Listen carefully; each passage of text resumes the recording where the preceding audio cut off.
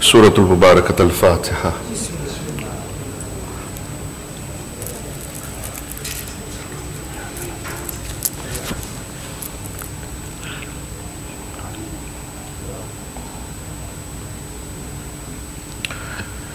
أعوذ بالله من الشيطان الرجيم. بسم الله الرحمن الرحيم. الحمد لله رب العالمين، والصلاة والسلام على أشرف الأنبياء والمرسلين، شفيع المذنبين وخاتم النبيين، نبينا وشفينا وحبيب قلوبنا وطبيب نفوسنا بالقاسم محمد، وعلى أهل بيته الطيبين الطاهرين المعصومين المنتجبين. بسم الله الرحمن الرحيم. رب اشرح لي صدري ويسر لي أمري واحلل عقدة من لساني يفقه قولي. اللهم صل على محمد وآل محمد. بسم الله الرحمن الرحيم.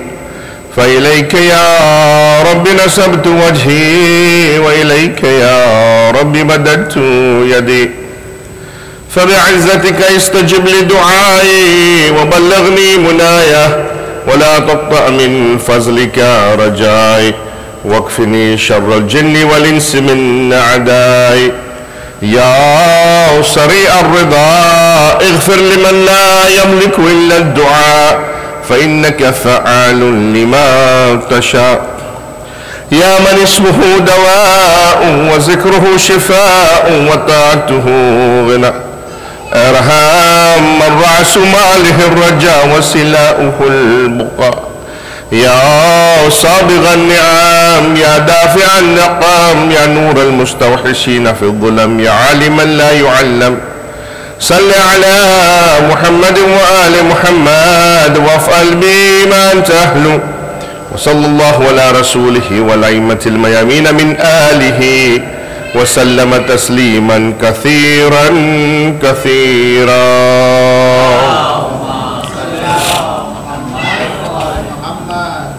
أما بعد، فقد قال الله سبحانه وتعالى في كتابه المجيد وفرقانه الحميد، وهو أصدق الصادقين وقوله الحق. أعوذ بالله من الشيطان الرجيم. بسم الله الرحمن الرحيم. والعصر إن الإنسان لفي خسر إلا الذين آمنوا وعملوا الصالحات وتواصوا بالحق وتواصوا بالصبر. آمنا بالله وصدق الله العلي العظيم. صلوات على محمد وآل محمد. My youngsters, elders of the community, brothers and sisters in Islam, Assalamu alaikum jami'an wa rahmatullahi wa barakatuh. أعظم الله أجورنا وأجوركم بمصابنا بأبا عبد الله الحسين عليه الصلاة والسلام. First and foremost, I'd like to take the opportunity to thank Allah subhanahu wa ta'ala for His infinite grace and blessings, and to have given me the opportunity, alhamdulillah, to recite lectures and majalises here in this beautiful center of yours.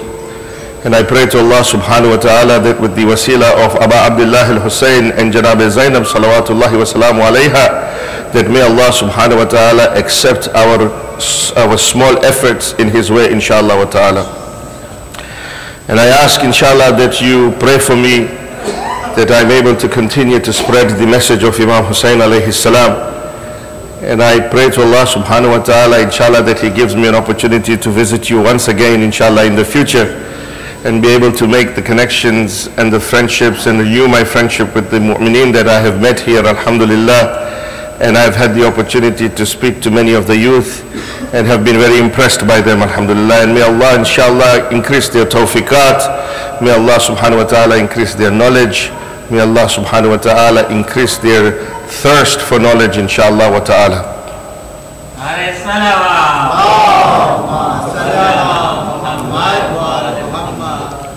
On the day of Ashura, there was a situation on the day of Ashura which is a most important situation. And it was that time that Imam Hussein alayhi salatu wasalam had been struck with many arrows. He had been struck with many blows of the sword. Imam Hussein alayhi salam had been struck also in many parts of his body. And a time came when he was not able to control himself on top of Zuljana on the horse. And he fell down onto the burning fields of Karbala. And it was a time when it was as if the Imam was taking his last breaths in the desert of Karbala, having had all these injuries. Now, I'm not reciting Masayib yet. I want you to focus on what the important message is here. As Imam lied on the burning fields of Karbala and he was taking his last breaths, the army of Yazid saw that Imam was now not moving. There was no movement. And they did not know whether Imam was still alive or whether he had passed away. They did not know. So they came to Umar ibn Sa'ad and they said to Umar ibn Sa'ad that we don't know whether Hussein ibn Ali is alive or whether he's dead. We don't know. Nobody had the courage to go towards the Imam and to find out whether he was alive or he was dead. They were scared. They did not know. So they said to Umar ibn Sa'ad, how do we find out if the Imam is alive or he is dead? How do we find out? And Umar ibn Sa'ad said that there is a very easy way to find out. He said to his army, I want you to go and start to attack the tents of Hussein ibn Ali. For he said, if Hussein ibn Ali is alive, if he is alive, his zeal will not allow him for us to be able to attack his tent. We will find out if he's alive or he's dead. Go and attack the tent. This zeal of Imam Hussein, he said, will not allow for this inhuman action to be taken. So the army of Yazid started to attack, went towards the tents of Imam Hussein alayhi salam to start to attack the tents of Imam Hussein alayhi salam. When Imam Hussein alayhi salam at that time, when he realized that the army of Umar ibn Sa'ad is going towards the tents and is attacking the tents, his body started to move. And with all his strength and courage, with the full force that he had, he stood up on the burning fields of Karbala. He sat up from the ground of the burning fields of Karbala and he made a statement that is the historic statement of Karbala. And that's the statement that we will analyze today. With the help of his elbows, Aba Abdullah al-Hussein, during the last breaths of his life, remember what the situation is. This is the last breaths of his life. As he sees the army going to attack the tents, he gets up on his elbows and he echoes this voice in the fields of Karbala. And he says, إِن لَمْ يَكُنْ لَكُمْ دِينُكُمْ إن لم يكن لكم دينكم ولا تخافون في الآخرة فكونوا أحرارا في دنياكم. What a statement he has made. He says to the people, he says, if you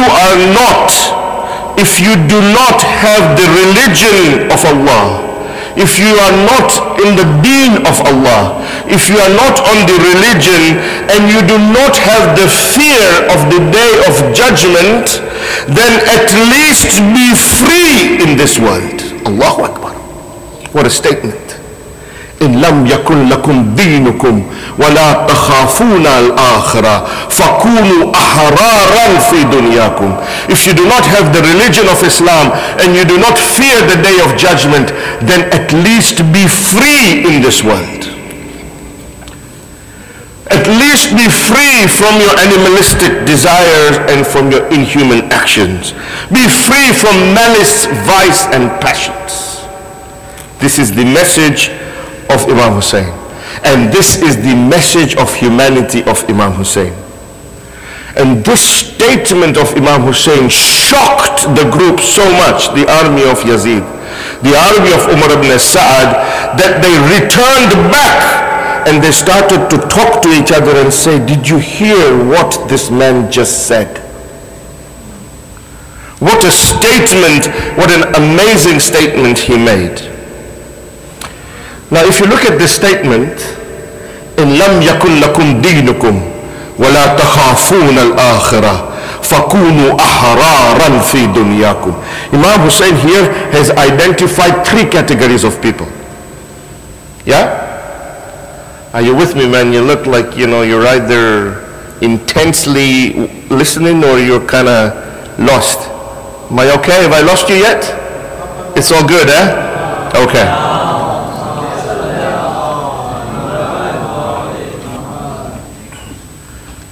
Categories of people that he is describing. Think about it. Who is Imam Hussein addressing? Who is Imam Hussein addressing? Imam Hussein, is he addressing Jews? Is he addressing Christians? Is he addressing Hindus? Is he addressing Kafirun? No. Imam Hussein is addressing Muslims. These were Muslims. These people, they prayed, they fasted. The history says they had the marks of sujood on their forehead, these people who were in the army of Yazid. They were the qari of Quran. They knew the Quran by heart, man. We don't know the Quran by heart. They knew the Quran by heart. These people were Muslims, yet Imam is describing three categories of people. إِن لَمْ يَكُنْ لَكُمْ دِينُكُمْ وَلَا تَخَافُونَ فِي الْآخِرَةِ فَكُونُوا أَحْرَارًا فِي دُنْيَاكُمْ. He's saying that there are three categories of people. If you are not on the religion of Islam and you do not fear the day of judgment, at least be free in this world. So I will say to Imam, man, these guys are on the religion of Islam. Why are you saying to them, if you are not on the religion of Islam and you do not fear the day of judgment? These guys, they are praying, they are fasting, they are the qari of Quran. They are on the religion of Islam. Why have you made this statement at that time, during the last breaths that you are taking? You have made this statement. It seems, therefore, that Imam Hussein is giving us a message. And the message is that being on the religion of Islam as defined by Imam Hussein alayhi salam may be very different to being on the religion of Islam as defined by us. Think about it. Otherwise he would not have made this statement, because what Imam Hussein is saying, that just because you are fasting, just because you are praying, and even just because you have these big sujoods on your forehead, even if you are the qari of Quran, you know the Quran by heart, that doesn't mean you are on the religion of Islam, according to Aba Abdullah al-Hussein. So he has described three categories. Here, of course, the first category is of those people who are the elite, right? They are on the religion of Islam. Right? They fear the day of judgment. But Imam is not describing that to these people. He is saying, إِن لَمْ يَكُنْ لَكُمْ دِينُكُمْ وَلَا تَخَافُونَ الْآخِرَةِ. If you are not on the religion of Islam and you do not fear the day of judgment, then at least be free in this world. So Imam Hussein is saying there is a category here where you are completely not on the religion of Islam and you do not fear the day of judgment. But he says, if you are one of those and it appears that you are of that category, at least to be free in this world. What does he mean? What does he mean, at least be free in this world? My friends, this is the purpose of Muharram. This is the purpose. This statement of Imam Hussein is the purpose of Muharram. We have to reflect in ourselves, are we on the religion of Islam as defined by Aba Abdullah al-Hussein? That is the purpose. Or are we practicing a religion that is based on rituals, just the way the army of Yazid was practicing a religion that was based on rituals? The army of Yazid on the day of Ashura recited Salatul Fajr before they went to the battlefield. We have to reflect on that. I say to you with confidence, the purpose and the goal of Muharram. Listen to my statement very carefully here. Then don't come outside and start criticizing that you said this and you said that. Listen carefully what I'm saying. The purpose and goal of Muharram is not to cry. The purpose and goal of Muharram is not to lament. The purpose and goal of Muharram is not to do matam. The purpose and goal of Muharram is to transform yourself to become like Hussein. Crying, lamenting, doing azar and doing matam are the means towards achieving that goal. They are not the goal. They are the means towards achieving that goal. Goal being transformation of yourself. After these 40 days, after the Chahlum, after the Arba'in, you have to ask yourself, am I different to what I was when the first night of Muharram came? That's the challenge. Because that is what Imam had said to Muhammad the Hanafiya in his will. I am going for the Islah of my Ummah, for the reformation of the Ummah. I am going for reforming the Ummah. That is my purpose and my goal. That has to be our purpose and our goal. He is stating this process. The first stage, therefore, of this, he's saying that if you are not on the religion and you do not fear the day of judgment, at least be free. At least be a free person. This is only what is expected of you. What he is saying is, if you want to achieve spirituality, if you want to achieve the closeness of Allah subhanahu wa ta'ala, you want to be an arif, I want to do irfan, man. I want to be having ma'rifah of God, proximity of Allah. That's what I want. If you want that level of spirituality, the Imam is saying, you must first achieve a basic level of morality and humanity within yourself. A basic level of morality and ethics within yourself. Unless you have that akhlaq in yourself first, without that you will never be able to become spiritual. You will never be able to ascend towards the proximity of Allah subhanahu wa ta'ala. You will never be able to attain the higher level of spirituality. That is what Imam Hussein is saying, that you have to be at least a free person in this world. Have that level of morality and ethics within yourself, and then you will be able to progress to a level of humanity. This is the level of freedom that Aba Abdullah is pointing to. Do we continue on this superfluous or superficial level, or do we use this great sacrifice to unveil those deeper and more exalted levels of spirituality? That's the challenge of Muharram. That's the purpose of Muharram. Think about it. Think about it. On the night of Ashura, you know, when we go on the groups, you remember when we go for ziyarat, I take my group to a particular place. Many of the groups don't go to this place in Karbala, but I make it a point to take my group to this particular place. And this place was the meeting place between Imam Hussein alayhi salam and Umar ibn Sa'ad on the night of Ashura.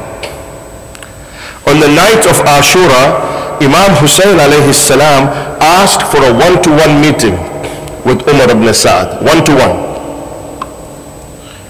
Now let me tell you something. Umar ibn Sa'ad was not an ordinary man. He was a very learned man. He was known as the alim of that time. He was known as one of the faqih of that time. He was not an ordinary man.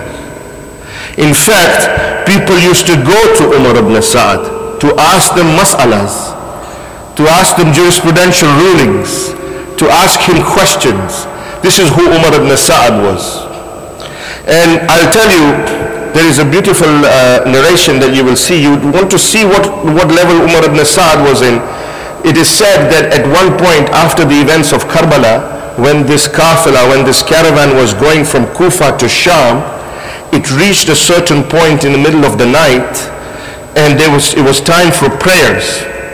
And they couldn't figure out where the Qibla was. There was a sandstorm and they couldn't figure out where the Qibla was. And those people in the army of Yazid, they came to Umar ibn Sa'ad. They said to Umar ibn Sa'ad, it is time for our prayers, but we don't know where the Qibla is. And the reply of Umar ibn Sa'ad was, he said, look at the head of Hussein, for the face of Hussein always faces Qibla. It's Umar ibn Sa'ad. He knew the status of Aba Abdullah al-Hussein. It's not that he did not know the status of Aba Abdullah al-Hussein. He knew that not only that Imam Hussein was the grandson of the Holy Prophet, but he knew the exalted status of Imam Hussein. When Imam Hussein and Umar ibn Sa'ad when they have that one-to-one meeting, Imam Hussein says to Umar ibn Sa'ad, do you not know who I am? And Umar ibn Sa'ad says to Imam Hussein, he says, Yabna Rasulullah. Look at the reply of Umar ibn Sa'ad. Yabna Rasulullah, oh the son of the Prophet, oh the grandson of the Prophet, of course I know who you are. I know who you are. Then Imam Hussein says to him that if you know who I am, then why? Why are you ready to kill me and my companions? And Umar ibn Sa'ad gives three reasons. And I call it the three P's of Umar ibn Sa'ad. First was power and position, right? He says that if I kill you tomorrow, then I will get the governorship of Rai. Rai was that area currently, which is the area of basically around Tehran. That's Rai, large area. So I've been promised the governorship of Rai. The second P, property. He said, I've been promised a lot of land and property. The third is possessions. I have been promised a lot of wealth and possessions by killing you. Those are the reasons that I'm going to fight you. And Imam Hussein alayhi salam says to Umar ibn Sa'ad, don't do it. I'll give you even more. Allahu Akbar. He says, don't do it. He says, for on the day of judgment, you will have so much. I will make sure that I will give you so much on the day of judgment that you will have no issues. And Umar ibn Sa'ad's response is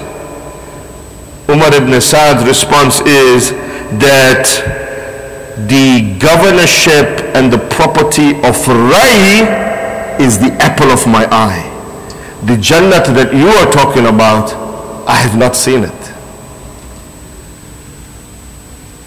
Despite knowing who Umar ibn Sa'ad is, he is so engulfed and so attached and so grounded in his own physical and animalistic desires, so attached to the materialistic world, that he is ready to kill the grandson of the Holy Prophet.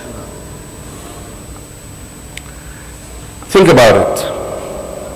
You read the Maqtal and you read the Maqtal al-Mukarram, you read Lukhuf of Sayyid Tusi, you read Kitab al-Irshad of Sheikh Mufid, and Sheikh Abbas Qummi, for example, has written in Nafas al-Mahmum. He says of the time in Kufa, when the head of Imam Hussein was taken to Kufa, he says that it, and I'm quoting you, then it dawned, Ibn Ziyad called for the head of Imam Hussein and ordered it to be paraded in the streets of Kufa and amongst all the clans. Zayd bin Arqam, there was a man by the name of Zayd bin Arqam, he says that I was on my terrace, and I was on my terrace when the head of Imam Hussein passed by me, placed upon a lance, placed upon the end of a spear. When it came close to me, I heard the head of Abu Abdullah reciting Quran. It was reciting Surah Kahf. This you see in history books, whichever maqtal you pick up. The question I have is, this not an ordinary thing, eh? The head of a person at the end of the spear reciting Quran, Surah Kahf, and it is heard by people, then why is it that nobody converted at that time? This is a great karama, right? It's a great miracle.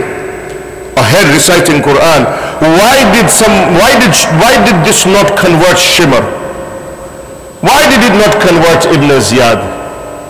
Why did it not have any effect on them? And the reason for that is, again, the statement of Imam Hussein. إِن لَمْ يَكُنْ لَكُمْ دِينُكُمْ وَلَا تَخَافُونَ فِي الْآخِرَةِ فَكُونُوا أَحْرَارًا فِي دُنْيَاكُمْ. Because there is a category of people that are inhuman. They are not free from their animalistic desires.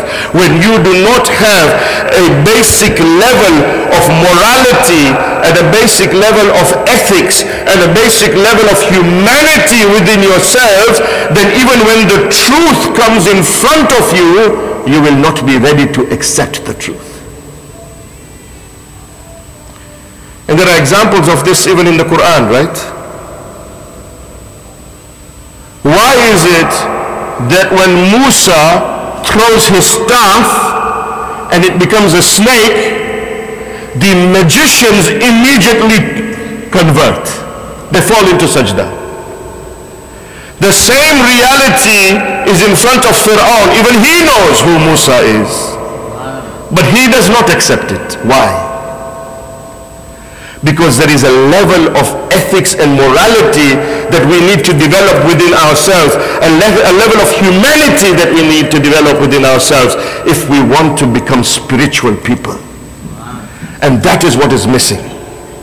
Ayatollah Mutahari, he talks about, in his speech that he gave on taqwa, he says, do not think that taqwa is always related to religiosity, like prayer and fasting and so on. Rather, taqwa, he says, is an essential part of humanity. You need to develop that human character within yourself, and then you will be able to progress. That's the basic level of taqwa that you need to develop. And the Quran talks about it, right? The first, sipara that we read, right? And Surah Baqarah, ذَلِكَ الْكِتَابُ لَا رَيْبَ فِيهِ هُدًى لِلْمُتَّقِينَ. Allah subhanahu wa ta'ala says, this is the book whereof there is no doubt. It is a guidance for those who are muttaqeen. So we say to Allah subhanahu wa ta'ala, wait a minute, man. It's a guidance for those people who are muttaqeen.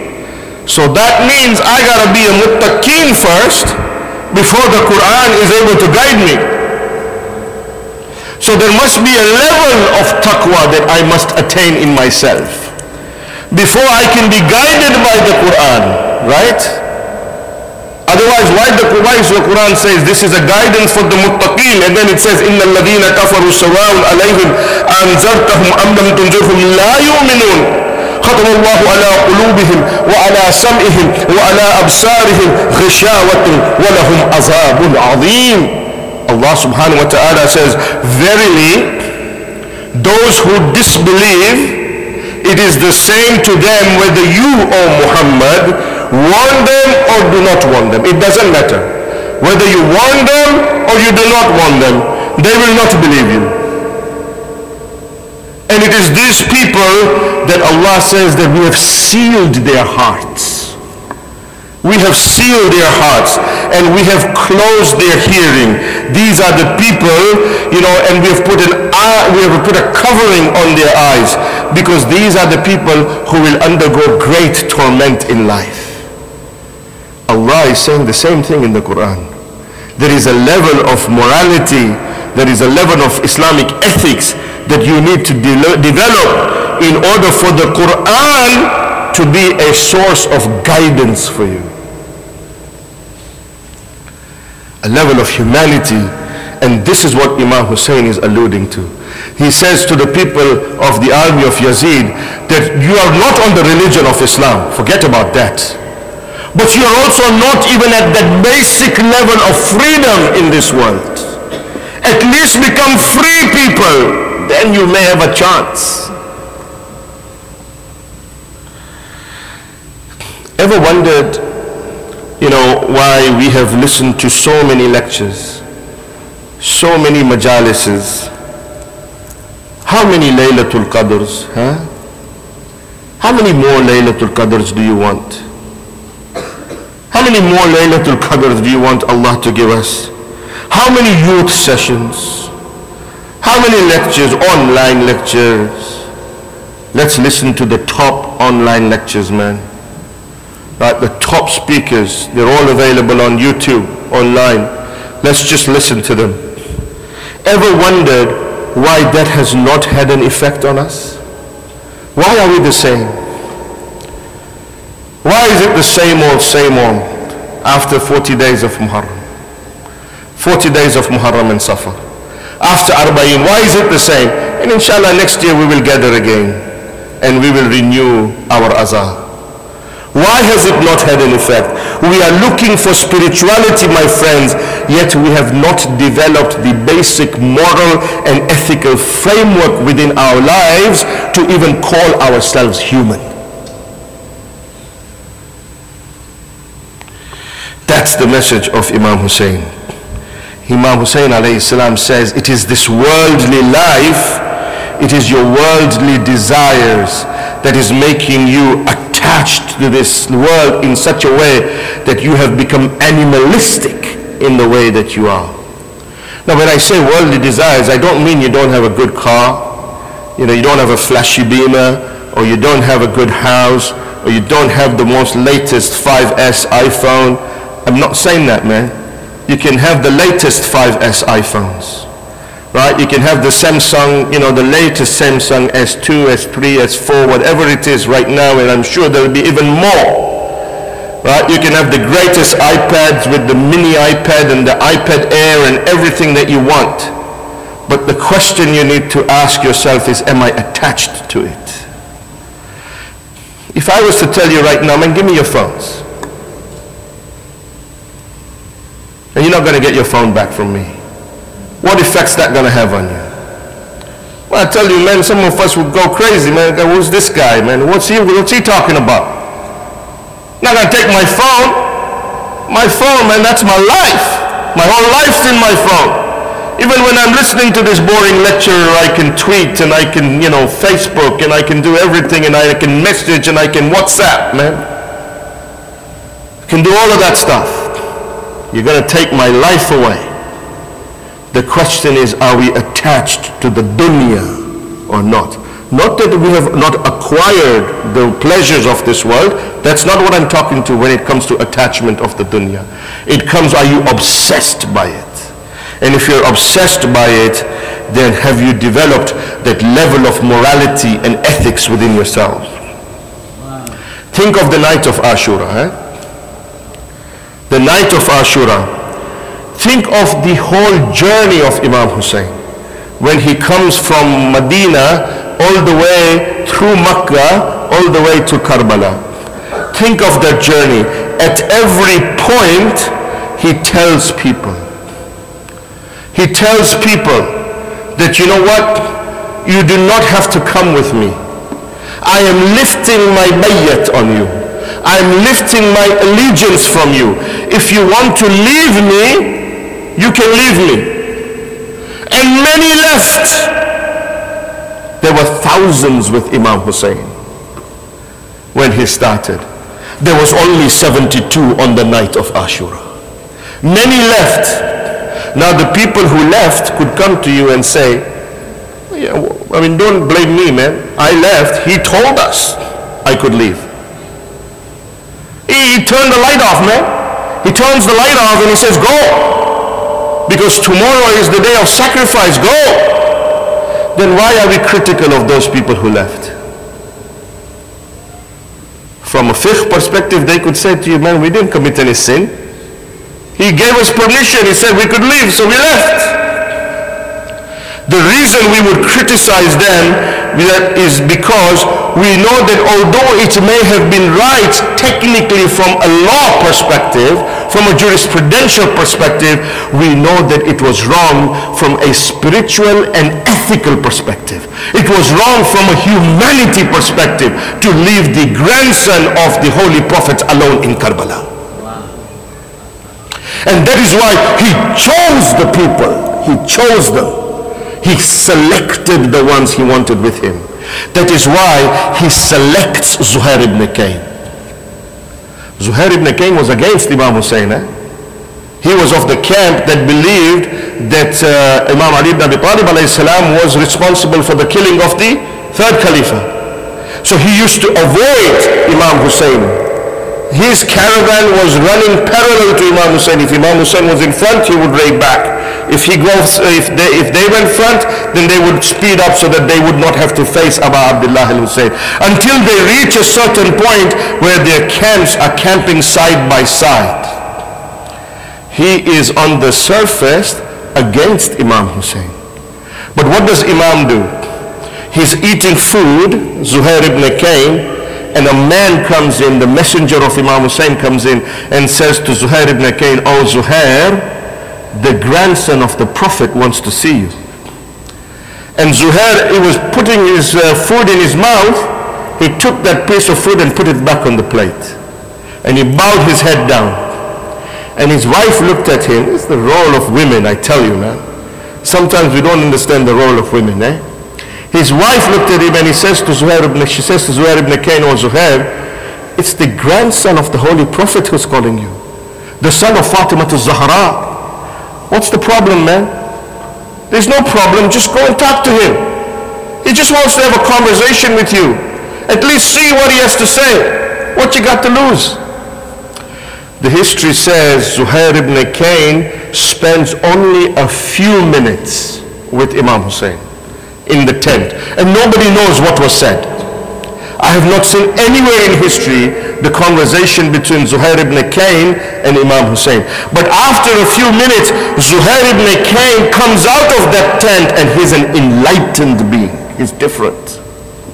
And he goes to his wife and he says to his wife, I'm freeing you because now I'm going to join Abu Abdullah al-Hussein. Why? Why did Zuhair ibn Kayn change, but Umar ibn Sa'ad didn't change? The reason is Zuhair ibn Kayn must have had a level of taqwa inside of him. He must have had a level of Islamic ethics and morality inside of him. That is what Imam Hussein saw, and then Imam Hussein nurtured him. That, my friends, is what we have to think about. A transformational change must occur within us if we're able to justify our commitment to Imam Hussein. It is not about the rituals. The rituals are a means towards achieving our goal of transformational change within ourselves.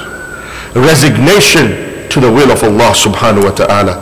You know, Ghazali talks about, he says, if you think about a pen of animals, of gazelles or sheep, right? A little pen, a cage, where you have gazelles and sheep.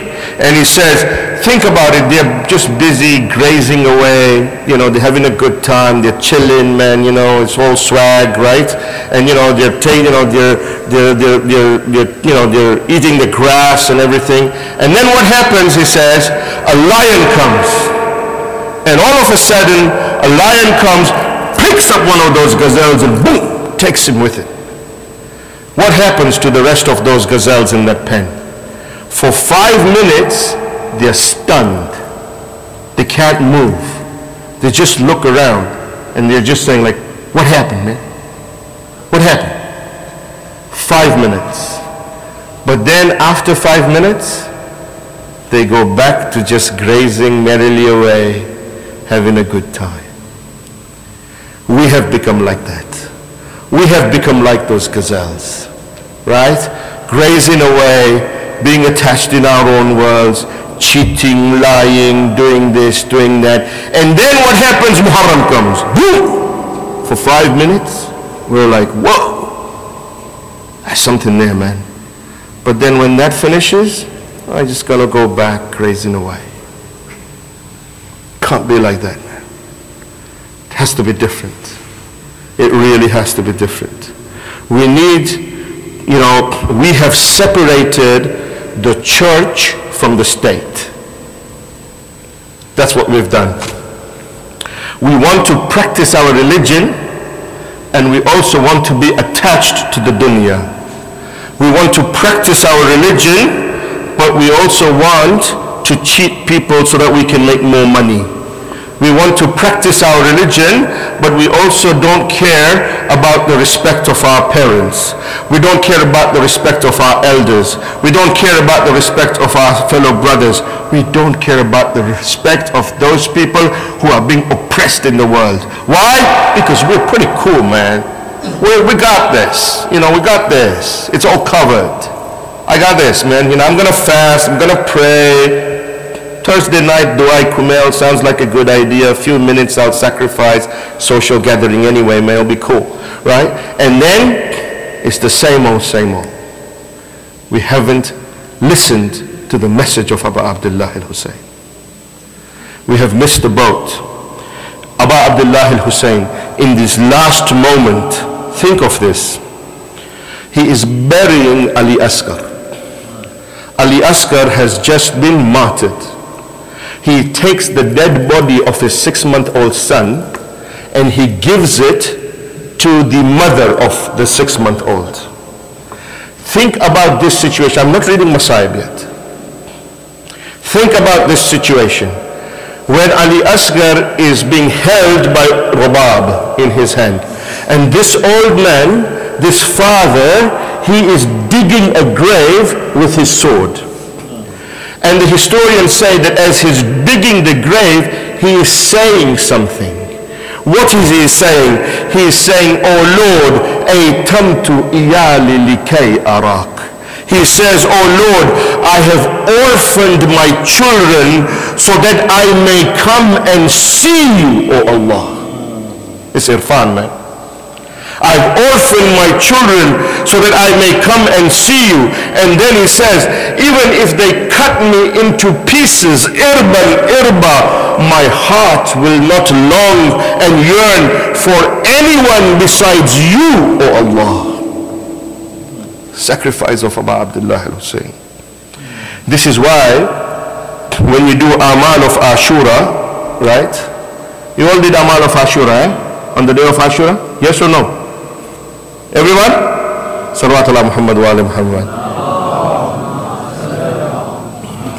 Well, I gotta tell you, man, that's like a really low salawat, man. Recite a loud salawat ala Muhammad wa ala. On the Amal of Ashura, what do you do in the Amal? There is a point in the Amal where you go 7 times forward and 7 times back. Yeah? Inna lillahi wa inna ilayhi raji'un ridan bi kazaihi wa tasliman li amri. Is that not part of the Amal of Ashura? Yes? It is part of the Amal of Ashura, yeah? If you are doing that, ever thought why you do that? You will say, the people will say to you, we are doing that because this is the sunnah of the son of Rasulullah, right? The sunnah of Imam Hussein alayhi salam, when he took Ali Asghar's body and he went 7 times towards the tent and he retreated 7 times back saying, Inna lillahi wa inna ilayhi raji'un. So many things happened in Karbala. Why the Imam have taught us this amal on the amal of Ashura? Could have done something else. Why this one? The reason is that it is a symbolic gesture for you. You have to think that Imam Hussein alayhi salam is taking his Ali Asghar and he is saying to Allah subhanahu wa ta'ala, I am sacrificing my Ali Asghar for you, O Allah. The question this Muharram is, what are you ready to sacrifice this Muharram? That's the purpose of this amal. Who is our Ali Asghar on this Muharram? Are we able to think and reflect and say, maybe this Muharram I will sacrifice that one thing that I do in the disobedience of Allah, one gunah that I commit, I will not commit that gunah from today. That is my sacrifice. Wallahi, if you say that and if you do that, you have done the aza of Abu Abdullah. Or you may say that there is a wajibat that I have to carry out and I don't carry out that wajibat. I don't pray Fajr Salat. I don't do this. My sacrifice this Muharram for you, Abu Abdullah, is that from now on I will carry out this wajibat. If you say that, then you have done the aza of Imam Hussein and you have done the amal of Ashura.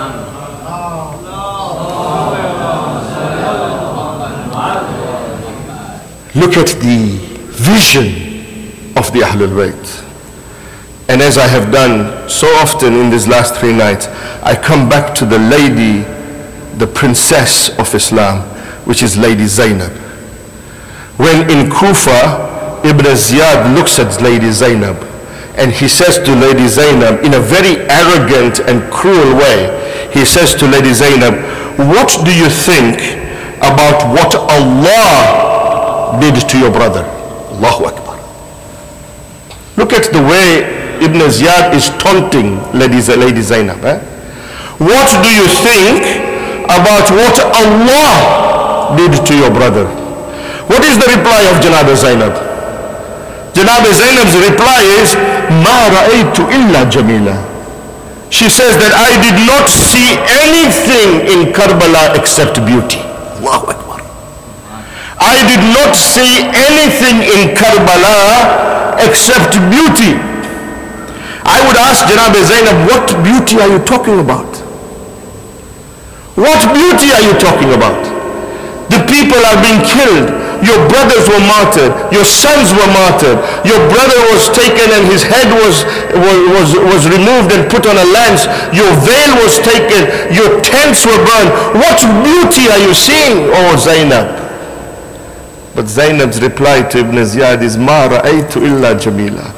I did not see anything except beauty, whereas others beheld what apparently transpired in Karbala.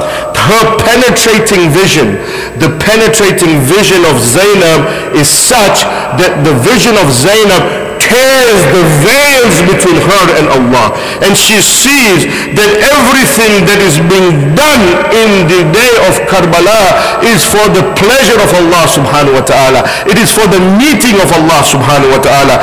Zainab is able to now witness and see not just the apparent of what is going on in Karbala. She is able to witness the consequence of this great sacrifice beyond Karbala, and she sees that the consequence of this great sacrifice is liqa'ullah, is meeting with Allah subhanahu wa ta'ala. And therefore she says, I did not see anything except beauty in Karbala. This is what Janab Zainab is saying. A very different realm of reality. We need to understand this. We want to just end, because I want to end to give you the contrast of what it's like when you develop a moral and ethical framework within yourselves. You will see that you will become a different person. Wallah, you will become a different person. You will not be sane. People will see you and they will not be able to explain it. They will say this person is different. And I guarantee you, this is what happens. Because this moral and ethical framework becomes a state in your heart. It's called malaka. It becomes a state in your heart. Right? And the example of that is, we see from our fourth Imam, Imam Sajjad, salawatullahi wa salamu alayhi. Marwan bin Hakam, you know who Marwan bin Hakam was? Maybe the kids don't know. So let me just tell you. Marwan bin Hakam was the son-in-law of the third Khalifa. Right? Son-in-law of Osman. Marwan bin Hakam. He was the power behind the throne. He did everything against the Ahlul Bayt. He was critical in doing everything against the Ahlul Bayt. This is the same guy that, if you remember, on the, a lot of the Zakirin recite this on the first night of Muharram, that when Walid asks Imam Hussein to come to his darbar in Medina and give allegiance to Yazid, right? And Imam Hussein goes with Abu Fadl Abbas and some of the youngsters, the youth of Banu Hashim, and he tells them to stay outside. Imam goes inside. Walid says to Imam Hussein that I want you to give bayat, to give allegiance to Yazid. This Marwan bin Hakam was sitting right there next to Walid. And Walid, Imam Hussein's response was what? That, oh Walid, ask me tomorrow in Masjid al-Nabawi in front of everybody and I'll give you my reply.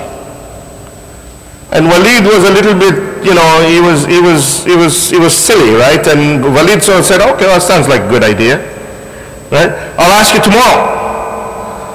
It was Marwan bin Hakam who said to Walid at that time, oh Walid, do not let Hussein walk out of this place without giving allegiance. Either Hussein gives allegiance or Walid behead Hussein right now. This is Marwan bin Hakam, one of the arch enemies of the Ahlul Bayt. Right? 1 year after the events of Karbala, the effect of the khutabat of Janab Zainab and Imam Sajjad alayhi salam was such that there was a mission that was sent to Sham to investigate Yazid from Medina. A mission was sent from Medina to Sham to investigate Yazid and his oppression. And if you look at the history, this mission actually created a report. An official report was created by this mission, and the report stated that forget about Yazid being a Khalifa, we do not even think that Yazid is a Muslim. It's an independent report, independent mission that went to investigate Yazid. They saw the oppression of Yazid. They saw that Yazid was a drunkard. They saw that Yazid was a fasiq. And they said, forget about Yazid being a Khalifa. We do not even think he's a Muslim. And what happened when this report was presented in Medina, it created an uprising in Medina. It created an uprising against the Banu Umayyah in Medina. At that time, Marwan bin Hakam was the leader of Banu Umayyah in Medina. He was the guy in charge of Banu Umayyah. Now there was an uprising against Banu Umayyah. So Marwan bin Hakam had to flee Medina and go to Sham. He had to escape Medina because people were after him. There was a movement against the Banu Umayyah. So people were after him. So now Marwan wanted to escape and go to Sham. But Marwan had with him his wife and his children. The wife of Marwan is the daughter of the, were you listening? The wife of the Marwan, the daughter of the third Khalifa, right? Because Marwan is the son-in-law of the third Khalifa.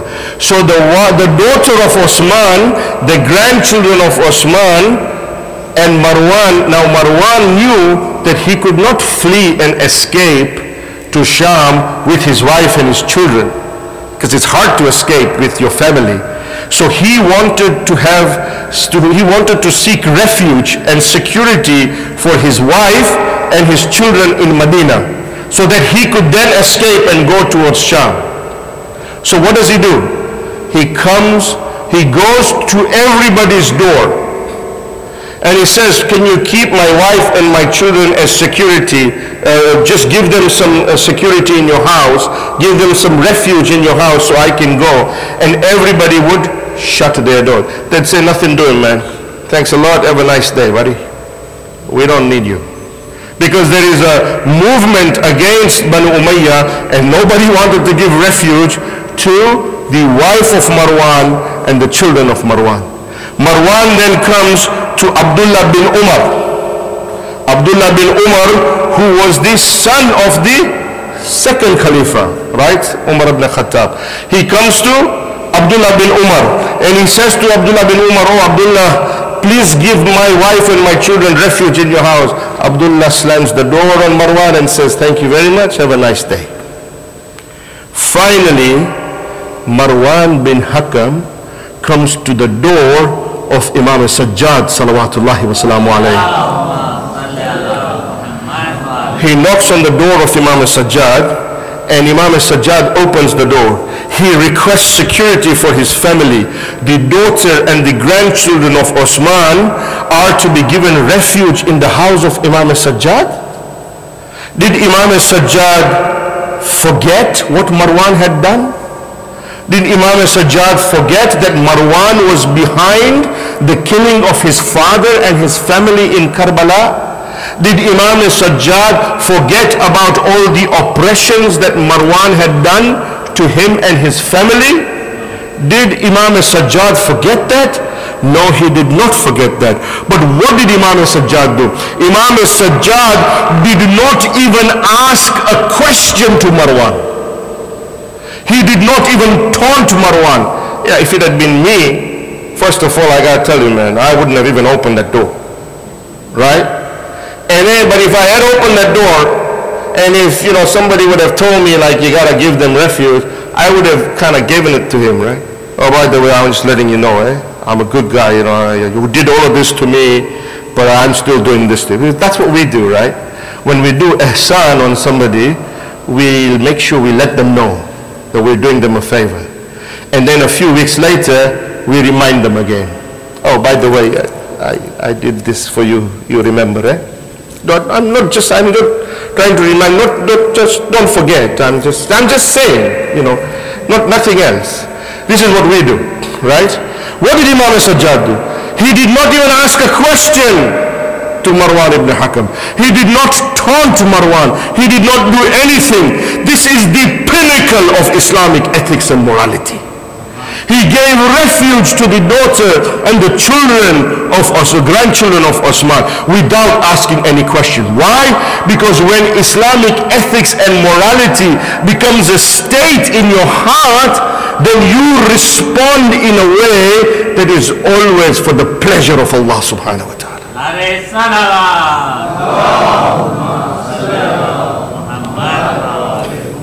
This, my friends, is the true jihad. This is the true jihad. This was an akhlaqi slap on the face of Marwan. An akhlaqi slap on the face of Marwan. And it is this Imam, wallahi. When I read about this Imam, I don't know how to describe it. After afflictions and calamities in the prison of Sham, Yazid gives permission to the Ahlul Bayt to be freed. He calls Imam al-Sajjad. And Imam al-Sajjad comes wearing this heavy metal restraint on his shoulders and his neck. And this restraint was such that there were sharp pointed edges that were pointing inwards in this restraint. And Imam Sajjad alayhi salam, whenever he used to move his neck, one of the sharp pointed edges would pierce his neck and blood would come out from it. And when Yazid saw this, the restraint in the neck of Imam Sajjad, he said to Imam Sajjad, Ibn al-Husayn, this restraint is still around your neck? This restraint is still around your neck? Imam Sajjad bowed down and he said, yes, Yazid, this restraint is still around my neck. Yazid says to Imam Sajjad that I have decided that the Ahlul Bayt are free to go. When Yazid looked at it, when Imam Sajjad heard this, Imam Sajjad said to Yazid, oh Yazid, I have to ask my aunt Zainab what she wants to do. Yazid said, it's up to you. You can either stay in Sham or you can go back to Medina.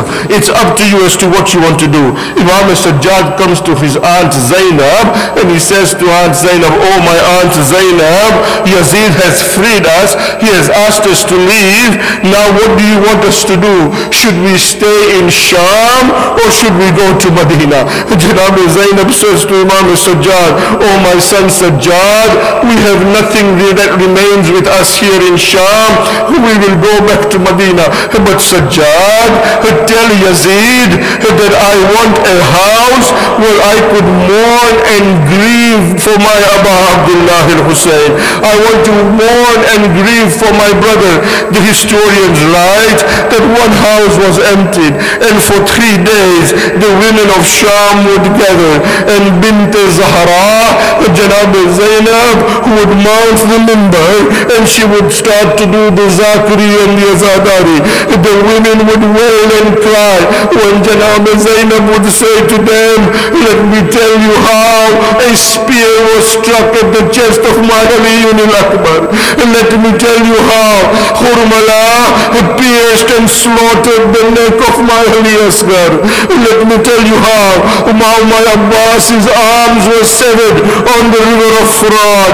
Let me tell you how they trampled on the body of my Aba Abdullah al-Hussein on the fields of Karbala. When the Imam, when the 3 days of mournings were completed, now Imam and Janab Zainab sat together and Imam said we should make our way towards Medina. They decided to go via Karbala. When this Kafila came to Karbala, the historian said Zainab would run from one place to another. Zainab would run from one tent to another. She would cry sometimes on the grave of Qasim with Farwa. She would cry sometimes with Kulsum and console her. She sometimes would come to Rabab and console Rabab with Ali Asghar. But it is said that the most time that Janab Zainab would spend would be on the grave of Aba Abdullah al-Hussein. Zainab would spend the time with Imam al-Hussein. Zainab would say, oh my Hussein, Zainab is embarrassed for the responsibility that you have given me when we left here from Karbala to look after your 4-year-old daughter. Oh my Hussein, I have been unable to look after her, for your 4-year-old daughter has been martyred in the jail and the Zindan of Sham. The historians write that Zainab would cry with one woman or another woman, but then the historian said that I came to Ibn al-Hayl Ibn al-Hussein, I came to Imam Sajjad and I said to Imam Sajjad, there are 2 small graves here which nobody is crying on. Who do they belong to? Imam Zain al-Abidin said that, oh my friend, these particular graves belong to my aunt Zainab's 2 sons, On and Muhammad. For my aunt Zainab has promised that she will never cry on and Muhammad as long as she will be crying for Aba Abdullah al-Hussein and Ali al-Akbar. But when this Kafila returned to Medina and when Zainab entered her house, Abdullah opened the door from the corner of the eyes of Zainab. She saw 2 Musalla was in a small room. Immediately she remembered her two children, On and Muhammad. Zainab went onto the floor and she said, Wa'awna, wa Muhammada, wa'awna, wa Muhammad. وسيعلم الذين ظلموا أيام من قلب ينقلبون إنا لله وإنا إليه راجعون. ما تبغى